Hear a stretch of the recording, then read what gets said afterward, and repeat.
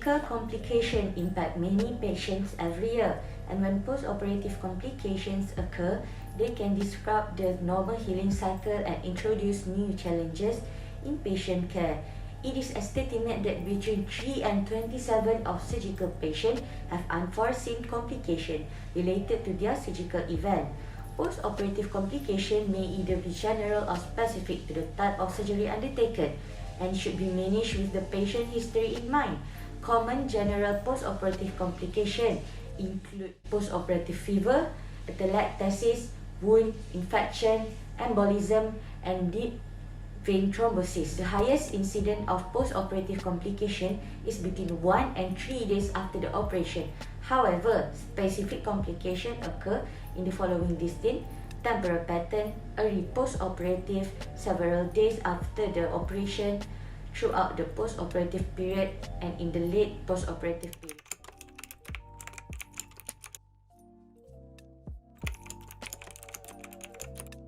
Next, the most common post-operative complication in integumentary system, which is bleeding, wound, and skin complication. Bleeding of any sort is more common after very long and very major operations, and after operation in which you have needed blood transfusion. It is also more common if you have a tendency to bleed easily or clot poorly, and more likely if you are on anticoagulant medicine. In this case, there are few types of bleeding, which is light bleeding and heavily bleeding. What is light bleeding? Bleeding which hasn't stopped since surgery or starts straight afterward usually means that tiny blood vessels around the area of surgery are leaking very slightly. If the bleeding is light, it may be just oozing from the wound, and this usually settles quickly. And what is heavy bleeding? Heavy bleeding is mainly seen after more major operation when large blood vessels may have been cut or damaged. This is more likely to happen after surgery to large blood vessel, large joint replacement, surgery after you have experienced serious trauma such as a road accident, and surgery associated with cancer, when there may be abnormal blood vessel present. Next, hematoma formation. A hematoma is a trapped pocket of blood in the body which has leaked from a wound or blood vessel. It may just be under the skin, where it may form a blush lump close to the wound, where it may leak but won't completely empty, as it will have partially clotted, or inside the body where it can be seen. The blood in a hematoma is outside your circulation, trapped in the body's tissue. Bruising. Bruising is the leakage of blood from cut or damaged blood vessel into the subcutaneous tissues. Most people will have some bruising after surgery, but some people seem to bruising particularly easily. These include people who are taking anticoagulant medications and elderly people. Bruising after surgery can be surprising, as blood can take trapped deep beneath the skin, then find its way to the surface in unexpected places. For example, after knee surgery, bruising may appear right down the leg and into the ankle and the sole of the foot. Very extensive bruising around a surgical wound may slow healing a little, but whilst bruising can look dramatic, it does not usually leave any lasting effect. So this is how the treatment will be. First, antibiotic will be given because of the infection. Second, wound care. After surgery, a closed wound is covered with a straw dressing for a day or two. Open wounds are packed with dry gauze and covered with a straw dressing. How nurse can help prevent infection in skin area? Common post-operative complications can be prevented using basic nursing care principles such as maintaining strict surgical aseptic technique, perform hand washing, clean skin, control body temperature. A lower than normal temperature during or after surgery prevents oxygen from reaching the wound and makes it harder for body to fight infection. Hospital may warm IV fluids, increase the temperature in the operating room, and provide warm blanket.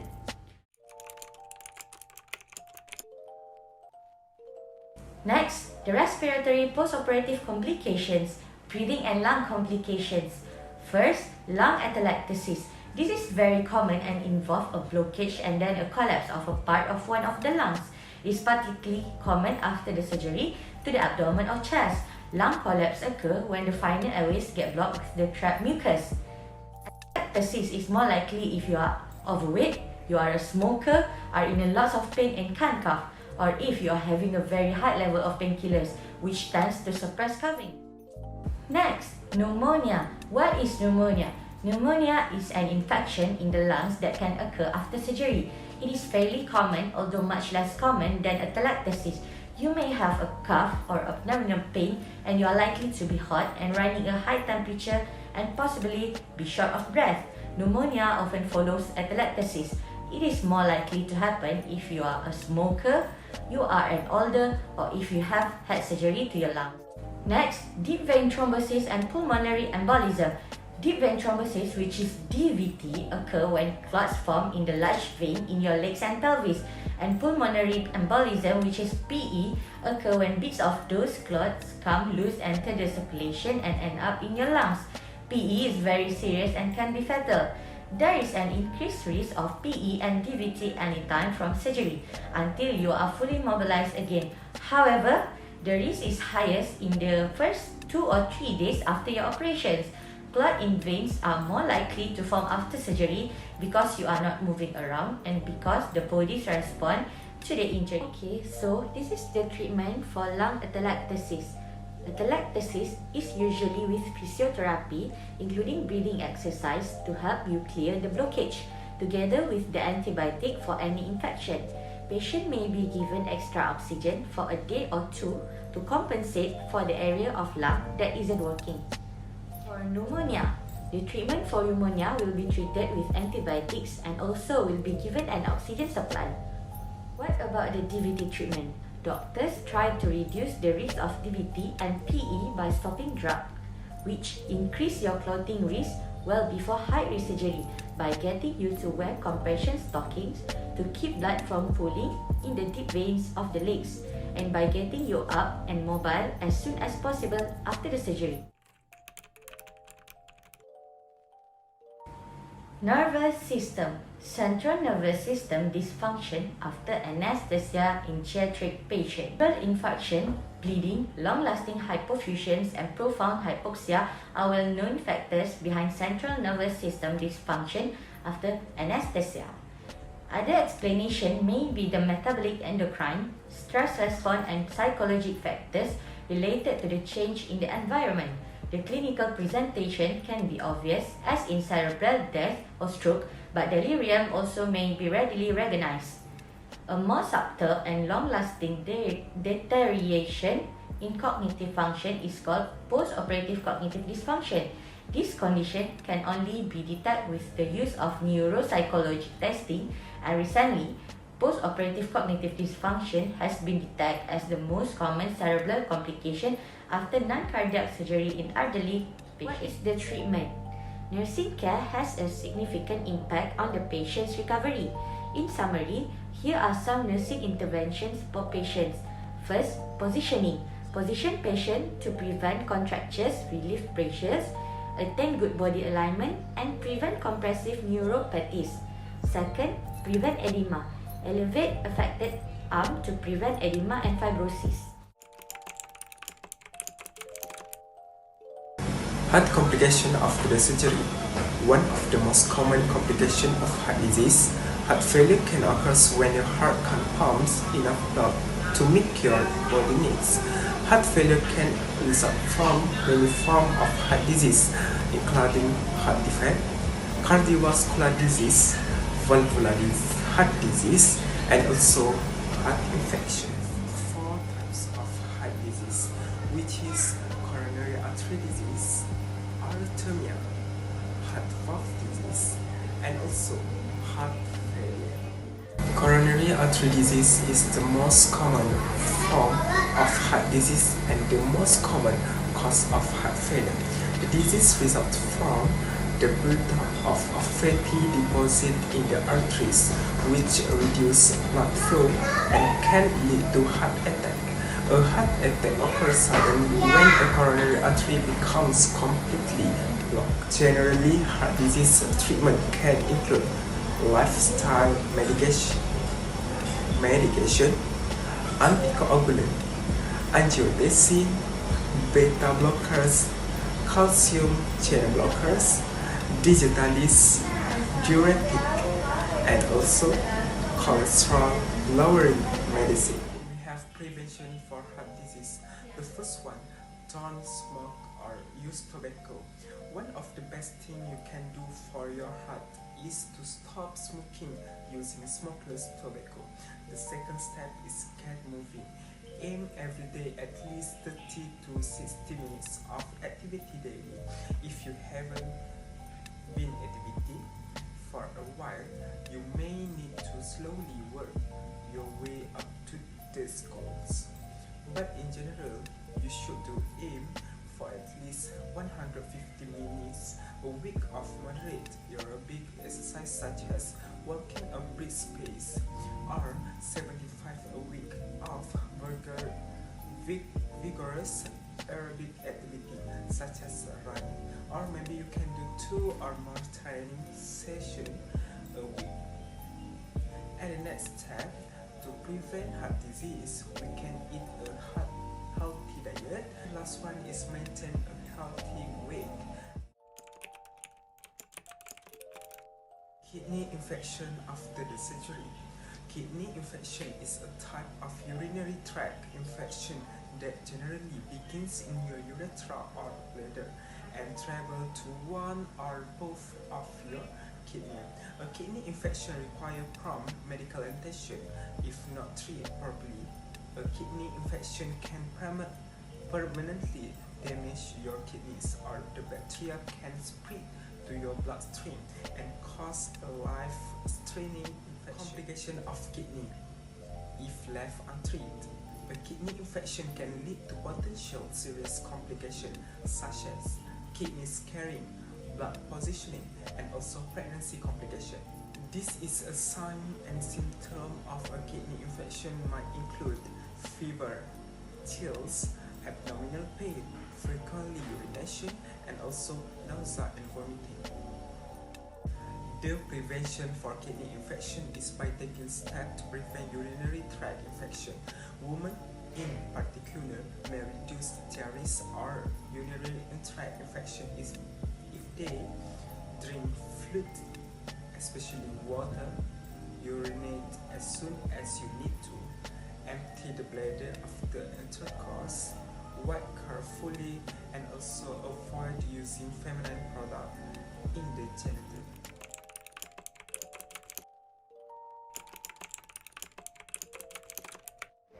So now I will talk about the general complication.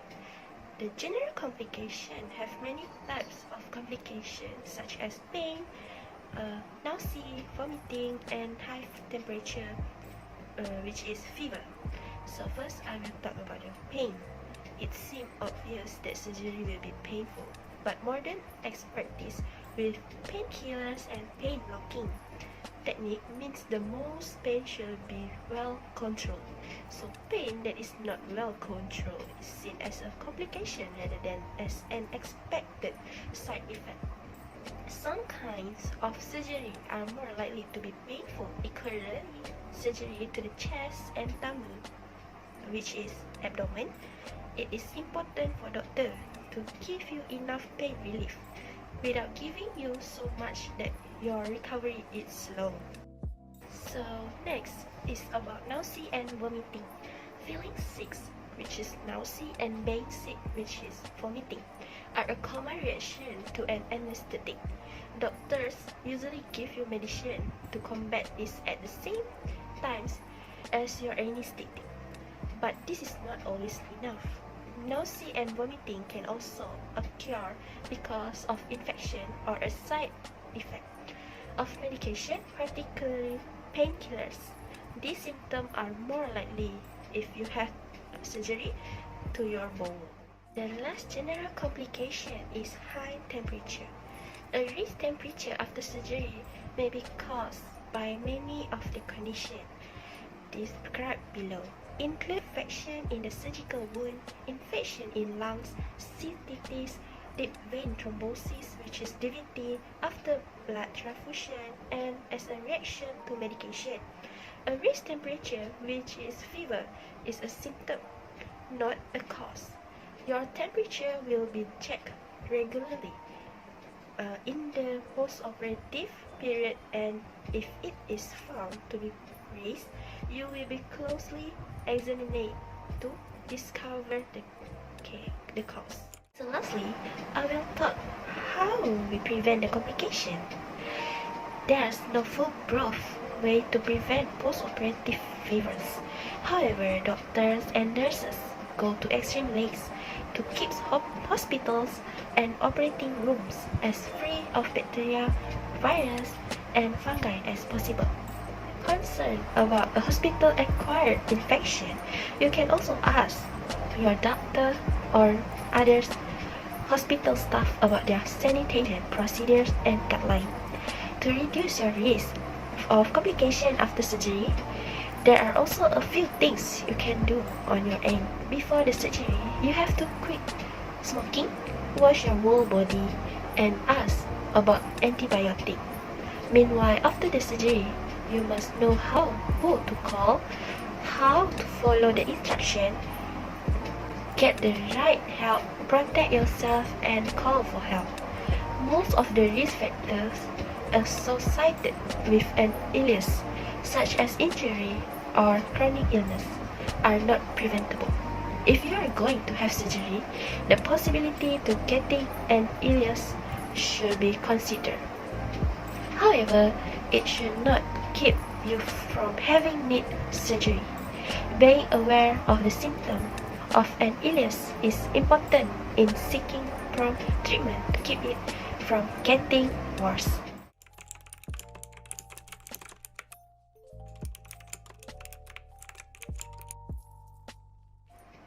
So now, I will talk about complication of bowel surgery.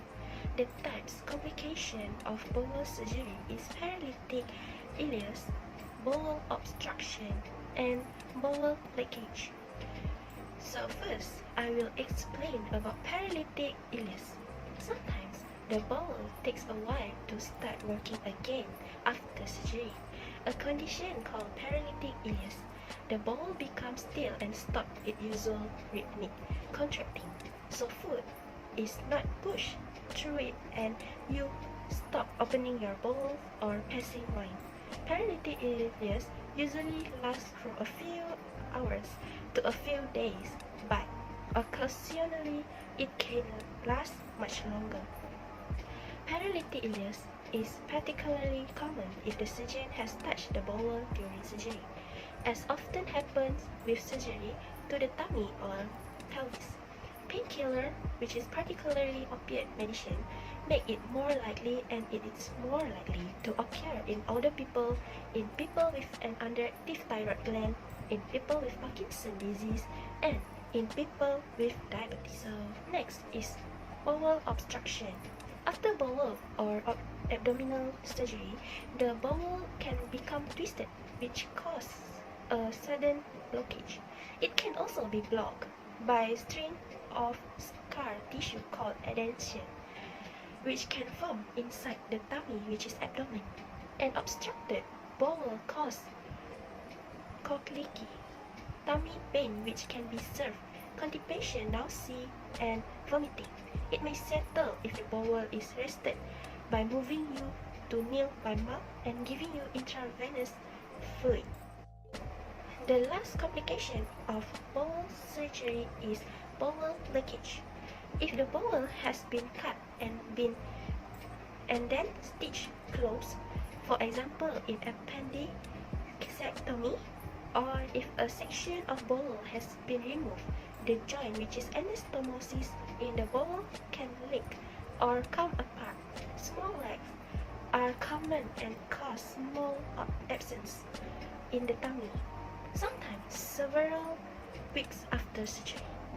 Largest leaks are rare but cause of tummy pain and widespread infection, which is peritonitis. This is a surgical emergency and you will need to go back to theater for treatment. I will talk about how we treat paralytic ileus and high body temperature. The treatment for a paralytic ileus starts by figuring out the underlying cause. If medication is the cause, your doctor may be able to prescribe another medication to stimulate gastrointestinal motility, which is intestine movement.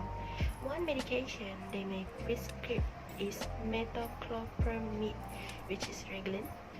If possible, discontinuing the medication that causes the illness can also help. However, you should not stop taking a medication, especially an antidepressant, without your doctor approval. Treatment without surgery is possible during the early stage of a paralytic illness.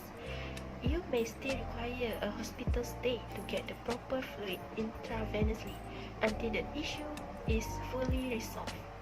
In addition to intravenous fluid hydration, your doctor may use nasogastric decompression during this procedure. A tube is inserted into your nasal cavity to rear your stomach. The tube suction